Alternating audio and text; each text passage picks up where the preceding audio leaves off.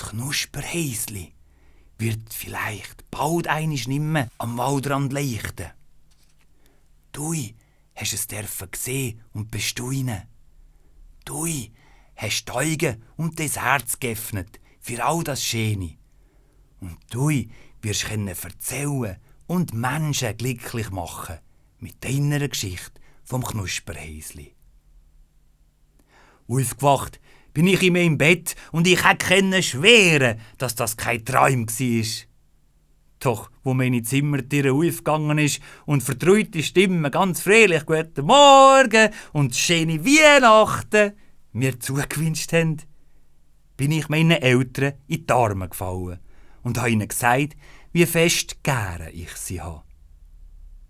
Und dass mich ein wunderschöner Traum durch die Nacht begleitet hat, wo ich euch gerne vor dem Christbaum erzählen möchte. Die Weihnachtsgeschichte vom Knusperhäsli, wo jedes Jahr am Waldrand für immer für eins wird leuchten.